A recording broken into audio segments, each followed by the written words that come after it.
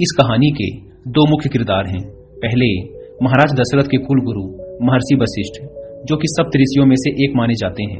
पौराणिक कथाओं के हिसाब से इन्हें पृथ्वी पर श्रेष्ठ तपस्वियों में से एक माना गया है। दूसरे राजा कौशिक, इन्हीं को आगे चलकर महर्षि विश्वामित्र के नाम से जाना गया। विश्वामित्र जन्म से ब्राह्मण नहीं बल्कि क्षत्रिय थे।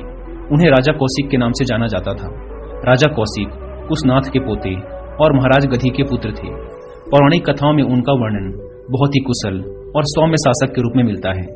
बहुत समय पहले की बात है।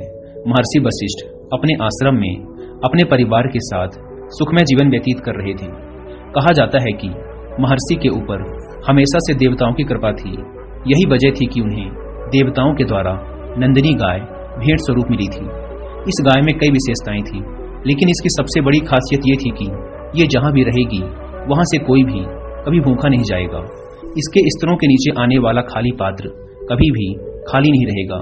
इस गाय को अक्षय भंडार की स्वामिनी भी कहा जाता था। उस समय किसी भी ऋषि मुनि के पास ऐसी गाय नहीं थी।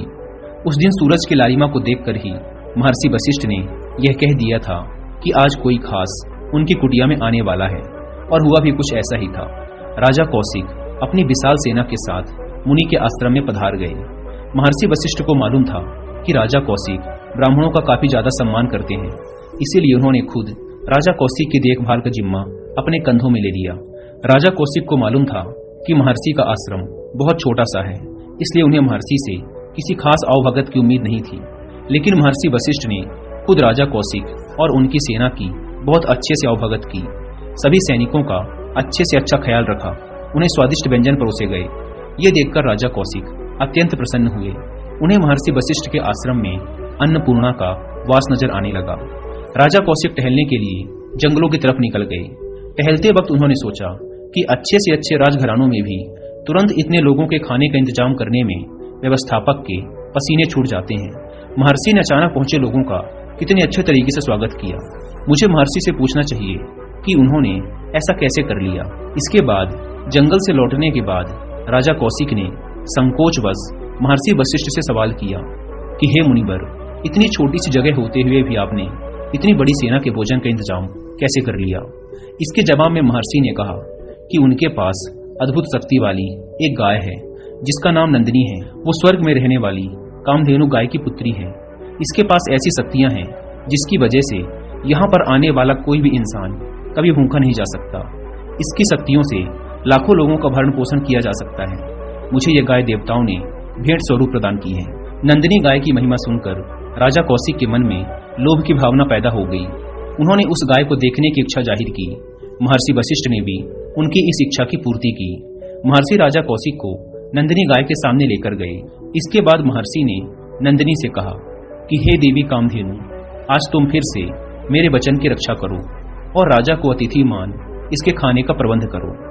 ऋषि वशिष्ठ नंदिनी गाय से इस प्रकार बात कर रहे थे जैसे वो भंडार गृह के कुशल अधिकारी से बात कर रहे हों। ये सब देखकर राजा कौशिक को काफी आश्चर्य भी हो रहा था। इसके बाद नंदिनी ने राजा कौशिक के सामने शीश झुकाया और जैसे ही उसने अपनी गर्दन ऊपर की, कई सारे व्यंजन राजा कौशिक के सामने पेश हो गए, जिन्हें देखने के बाद ही राजा कौशिक को बड़ा आश्चर्य हुआ और उनके अंदर लालच का भाव भी आ गया। उनके मन में यह ख्याल आया कि इस गाय की असली जगह मेरे राजमहल में है। मुझे नंदिनी गाय किसी भी कीमत में चाहिए। दोस्तों, महर्षि वशिष्ठ और महर्षि विश्वामित्र की यह कहानी रामायण से ली गई है, और अगर आप चाहें तो पूरी रामायण को हिंदी में सुन भी सकते हैं कुकू एफएम ऐप पर। यहाँ पर आपको एवरेज 10 से 12 मिनट के टोटल 120 एपिसोड मिलेंगे, जिसमें पूरी रामायण को बहुत ही एंटरटेनिंग वे में प्रस्तुत किया गया है। मुझे इनके रामायण को सुनाने और समझाने का तरीका बहुत ही अट्रैक्टिव और एंटरटेनिंग लगा, और शायद यही कारण है कि अब तक 70 लाख से ज्यादा लोग रामायण के इन एपिसोड्स को सुन चुके हैं। और अगर आप चाहें तो आप भी अपने घर के दूसरे कामों को करते वक्त रोज रामायण के 4 से 5 एपिसोडों को सुनकर रामायण के प्रति अपने ज्ञान को बढ़ा सकते हैं। कुकू एफएम के बारे में बताऊं तो यह इंडिया का leading and one of the best audio book platform है, जहां पर आप मात्र एक बुक से भी कम की कीमत पे करके पूरे 1 साल तक अलग अलग फील्ड की हजारों किताबों और सैकड़ों कोर्सेज को ऑडियो फॉर्म में सुन सकते हैं, वो भी अपनी मनपसंद लैंग्वेज में। नॉर्मली इस प्लेटफॉर्म के 1 साल का सब्सक्रिप्शन पड़ता है 399 रुपीज का, लेकिन अभी कुकू एफएम पर एक सेल चल रही है, इसलिए आपको इसके 1 साल का सब्सक्रिप्शन पड़ेगा सिर्फ 199 रुपीज में, अगर आप यूज करते हैं कूपन कोड सुनो50, लेकिन यह कूपन कोड 31 में रात 12 बजे तक ही वैलिड है। अगर आप इस ऐप को डाउनलोड करना चाहते हैं तो ऐप की link description and first comment पर मिल जाएगी। राजा कौशिक ने महर्षि वशिष्ठ से नंदिनी गाय उन्हें देने को कहा।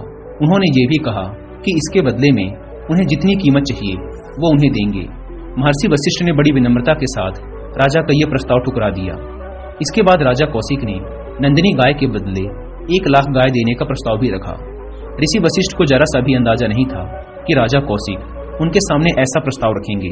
ऋषि वशिष्ठ ने राजा कौशिक को जवाब दिया कि मैं 1 लाख या 1 करोड़ गाय लेकर भी इस गाय को नहीं दे सकता। आपको पता होना चाहिए कि ये मुझे भेंट में मिली है और मैं इसे दान नहीं कर सकता। ऋषि वशिष्ठ को ऐसा महसूस हो गया कि राजा कौशिक को अपमान महसूस हुआ है। इसीलिए उन्होंने कहा कि हे राजन, हम आपकी प्रजा हैं और आपके अधीन रहते हैं। राजा का धर्म प्रजा की रक्षा करना होता है, उनसे मांगना नहीं। ऐसे बहुत से कारण हैं जिनकी वजह से मैं यह नंदिनी गाय आपको नहीं दे सकता। हो सके तो मुझे क्षमा करें। ऋषि वशिष्ठ की बातें राजा कौशिक को छलवा लग रही थी। कहा जाता है ना, विनाश काले विपरीत बुद्धि। कुछ ऐसा ही राजा कौशिक के साथ भी हो रहा था। उनके अंदर लालच का भाव इतना अधिक हो गया कि उन्हें कुछ भी सही गलत नजर आना बंद हो गया। फिर उन्होंने अपने सैनिकों को आदेश दिया कि मुझे किसी भी हालत में ये नंदिनी गाय चाहिए। इसके लिए अगर तुम्हें महर्षि पर आक्रमण करना पड़े तो वो भी करो, इन्हें बंदी बना लो, लेकिन मुझे ये गाय लाकर दो।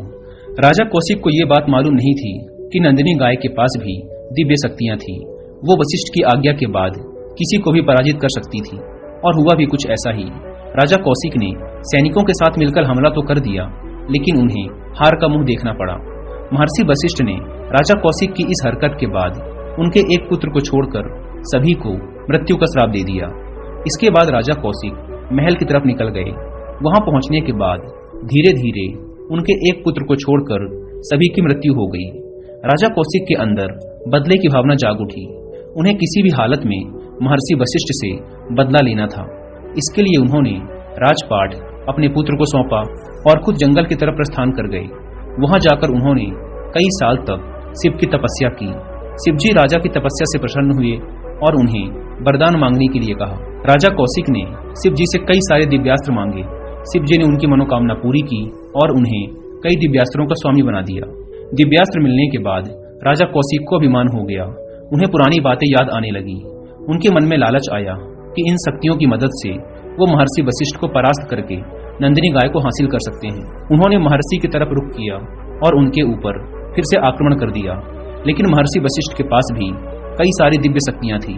उन्होंने अपनी बुद्धि और दिव्य शक्तियों की मदद से राजा वशिष्ठ की शक्तियों को खत्म कर दिया। राजा कौशिक की हरकतों से आहत होकर महर्षि ने ब्रह्मास्त्र चला दिया।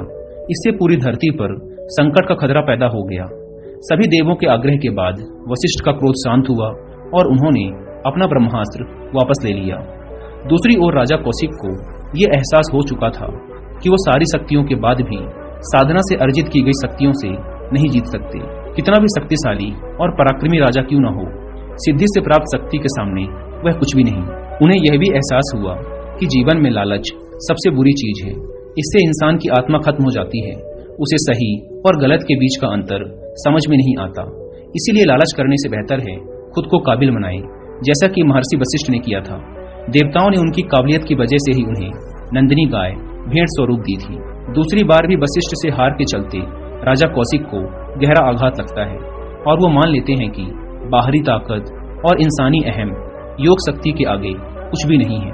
इसके बाद राजा कौशिक तप और एकांत शिक्षा की बदौलत ऋषि वशिष्ठ से श्रेष्ठ बनने का प्रण लेते हैं। वो दक्षिण दिशा की ओर चले जाते हैं, जहां वो अन्न त्याग कर जीवन बिताते हुए कठोर तपस्या करते हैं, जिससे उन्हें राजश्री पद मिल जाता है। लेकिन उन्हें फिर भी संतुष्टि नहीं मिलती। कौशिक ब्रह्म ऋषि बनने की इच्छा पूरी करने के लिए फिर तपस्या में लीन हो जाते हैं। इस बार वो कठिन से कठिन सांस रोककर तपस्या करते हैं। जब उनके शरीर का तेज सूर्य के समान चमकने लगता है तो उन्हें अपने क्रोध पर भी विजय मिल जाती है। उनकी चाहत और मेहनत को देख ब्रह्मा जी ने उन्हें ब्रह्म ऋषि का पद दिया, और यही वो दौर था जब विश्वामित्र को ब्रह्मा जी से ओम का ज्ञान भी प्राप्त हुआ था। इतनी कठिन तपस्या और दृढ़ निश्चय के बाद महर्षि वशिष्ठ जी ने भी उन्हें माफ कर दिया और उन्हें ऋषि के रूप में स्वीकार कर लिया। और इस तरह राजा कौशिक महर्षि विश्वामित्र के रूप में प्रसिद्ध हुए और उचित मान सम्मान भी हासिल किया।